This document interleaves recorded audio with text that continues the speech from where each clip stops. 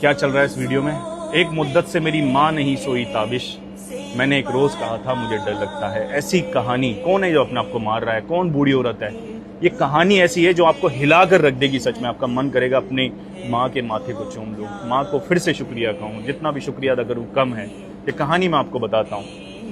ये जो बूढ़ी औरत बैठी हुई है ना, ये खुद को ख़त्म करने चली। जब खुद की अपनी जान देने चली, लोगों ने देखा, आसपास के लोगों ने देखा कि क्यों अपनी जान दे रही हो, तो कहा मैं लवारिस हूँ, मेरा कोई नहीं है, मेरे हस्बैंड थे वो दुनिया से चले गए। उन लोगों को भी ये इससे सबक लेना चाहिए जो एक दूसरे से लड़ते हैं ना। कितनी भी औलाद कुछ भी हो, लेकिन जो इंसान एक दूसरे का हम सफ़र जो एक दूसरे के लिए हो सकता है वो कोई नहीं होता। और किसी एक के भी जाने के बाद ना दूसरा लवारिस ही हो जाता है आज के ज़माने में।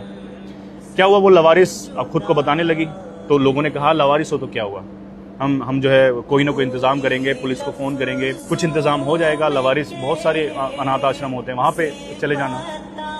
तब उसने कहा नहीं नहीं, मुझे मरना, मैं ज़िंदगी से तंग आ गई हूँ। अच्छा ये बताओ, अगर मैं मर गई तो फिर क्या होगा? तो उन्होंने कहा कि अगर ऐसा हुआ कि आप लवारिस हैं तो आपकी लाश को जो है लवारिस समझ के दफना दिया जाएगा, और अगर आप लवारिस नहीं है, आपका पता निकाला जाएगा, इन्वेस्टिगेशन किया जाएगा, कोई अगर पीछे हुआ तो फिर उसको सज़ा दी जाएगी। अगले अल्फाज थे, खबरदार अगर मेरे बच्चों को कुछ कहा तो। माँ, दो बेटे, दोनों बेटों ने माँ को नहीं रख पाए। एक तो गरीब था, जैसा कि उन्होंने कहा कि यह गरीब था, बहुत गरीब है, मतलब अपने आप पर वो बोझ है, उसके बच्चे हैं, मैं उसके पास नहीं रह सकती बोझ बनकर, इसलिए मैं उसके पास नहीं रहती। और दूसरा बहुत अमीर है, उसने मुझे निकाल दिया, उसने धक्का देके मुझे घर से बाहर निकाला है।